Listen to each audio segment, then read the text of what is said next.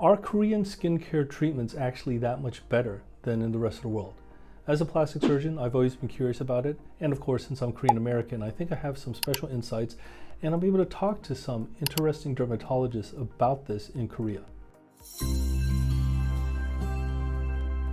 I'll be talking mainly about less invasive and non-invasive actual treatments.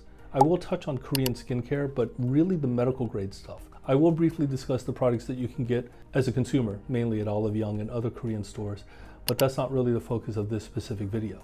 One of the big things that Koreans take seriously in terms of the skincare is discipline and consistency. In Korean skincare, there is a 10-step process.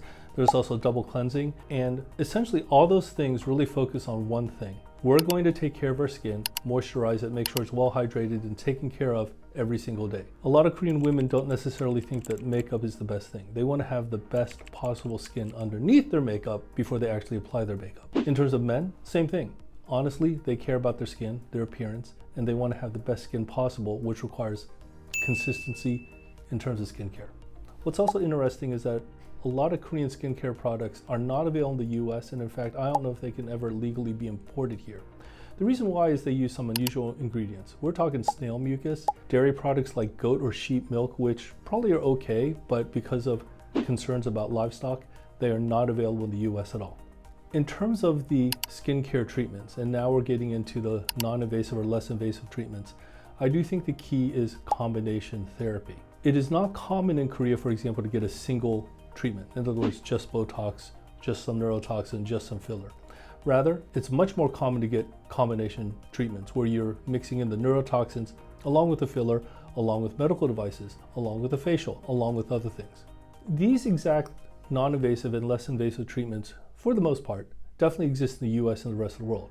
However, we are typically not giving it as a combination like they do in Korea. I think the other thing is that the combination treatments in Korea are much more affordable.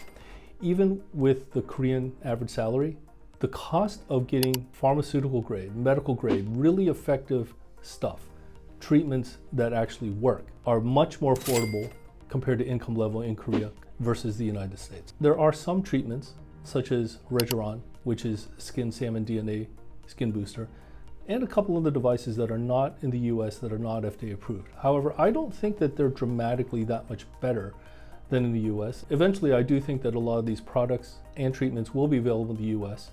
There may be a little lag, but again, they're not earth-shaking in terms of how effective they are. Essentially, I do think that the combination treatments also play into certain stereotypical Korean beliefs. Korea as a society is really into efficiency. Bali bali, hurry up.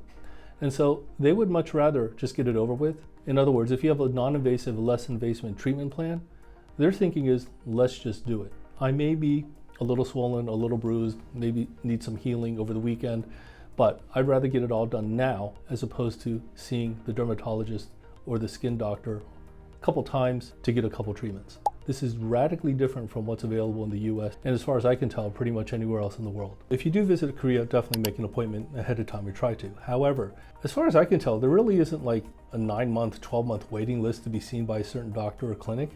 Rather, my friends in Korea tell me, you know what? Patients are just not willing to wait that long. If they want a treatment, they want it now. And if there's no availability within a certain period of time, they're just going to find another skincare doctor, skincare clinic, or dermatologist to deliver their treatments. Now, as a little more background, there's ferocious competition in Korea. There are over 70 plus neurotoxin brands. There are over 80 plus filler brands. And my friends in Korea who are dermatologists, plastic surgeons, and skincare doctors, they actually don't even know the names of every single company. There's simply too many of them.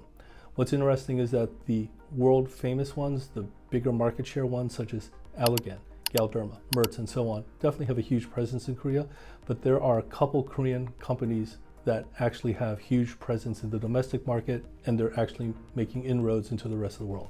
Finally, in terms of medical devices, there are Korean companies and Chinese companies because it's so close to China, and of course American companies.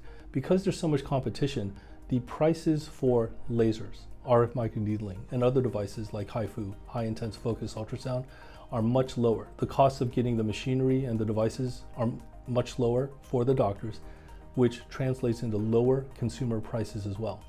The bottom line is this: if you're a consumer and you want a single treatment, you're going to actually have a hard time finding someone to give you a single treatment. If you really want just one type of laser for age spots, if you really want just lip filler, if you really want just neurotoxin for the upper forehead, you will have a very difficult time finding someone qualified to give it to you because they will want to give you combination treatment. The cost of just doing a single thing is relatively low, and a lot of skincare clinics and dermatologists simply won't do it. They will also do a total assessment of your face, and they will come with a treatment plan.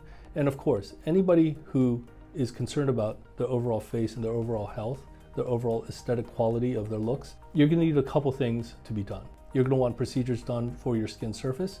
You'll want other procedures done to help improve your collagen in your skin, which is just underneath your visible skin, and so on. In terms of a typical treatment session that you would undergo in Korea, this is what I have.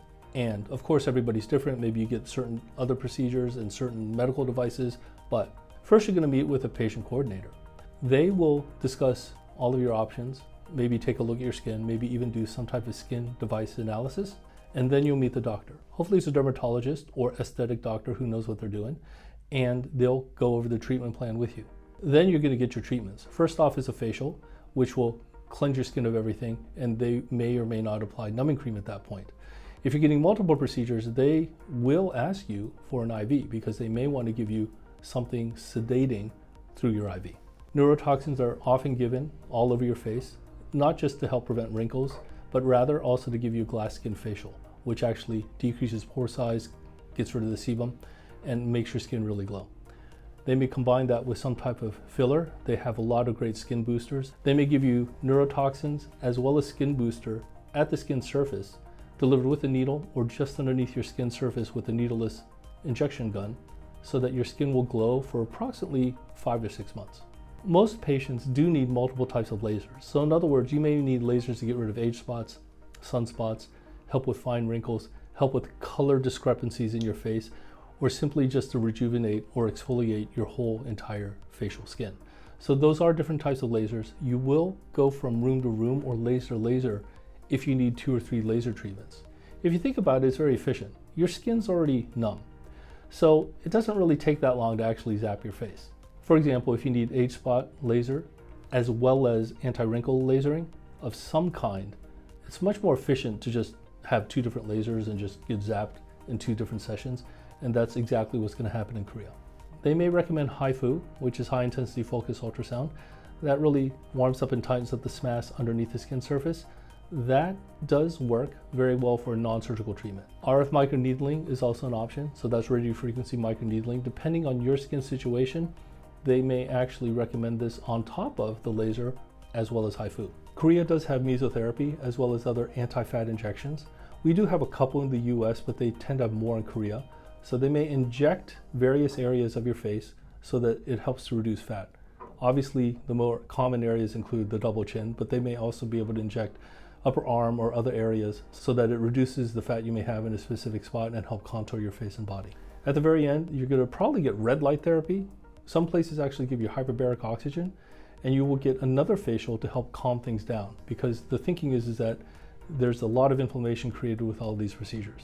You may actually get lymphatic massage depending on what areas of your face or body have had treatment. They will put some type of bandage on, usually colloid bandages, but it really depends on what treatment you're getting. You'll almost definitely get post-procedure skincare. They'll usually give you a kit or suggest certain things which will help you heal faster and reduce inflammation. Now, that's a lot of steps for just one treatment session just for your skin. But yet that's pretty common in Korea. So as you could tell, in Korea, you're gonna get a lot of things done at once. It's very efficient. You'll probably be out of there in 2 or 3 hours. However, you will get all of these treatments one after the other after the other. In the US, you would get all of these treatments typically over 2 or 3 days, or they may actually space it out longer. I've spoken to my dermatology friends about this, and they really feel that getting multiple lasers, medical device treatments, along with neurotoxins, fillers, skin boosters, and other things, it may be too much for your face. And so they would probably space it out and maybe get 1 or 2 treatments in one day, wait a couple weeks, wait a month or 2 to get the second treatment. In Korea, they have really honed this down to a really cool skin science where you can get multiple treatments done in one session. I think a lot of advantages exist with Korean skincare treatments, just as I described. Since it's a ferociously competitive environment, there are a lot of innovations going on all the time. Since the costs of all of the goods, specifically neurotoxins, fillers, and other things, are so low, they have been forced to innovate, diversify, and generate combination treatments that actually work and give you, as a consumer, a lower cost. Because patients are able to get combination treatments, they're able to save time and actually save money. Patients are able to get all of the treatments done all at once.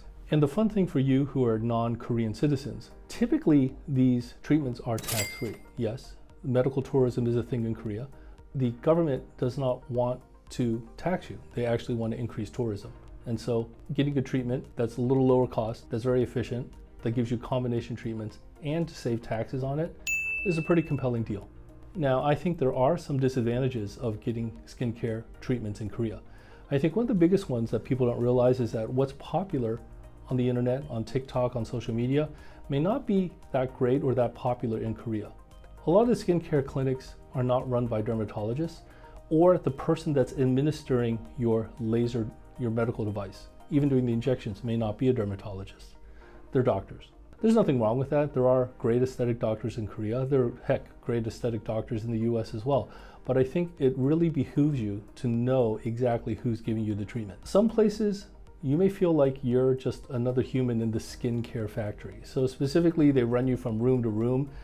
There's a language barrier for most people.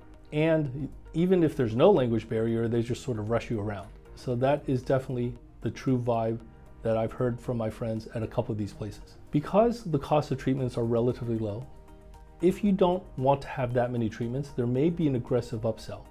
They may actually try to find things wrong with your face, or there's something wrong with your face, but it may not bother you, it may be sort of minor, but they will try to upsell you on getting it taken care of today. There are language and cultural differences. Many of these places do have English translation, Japanese translation, etc.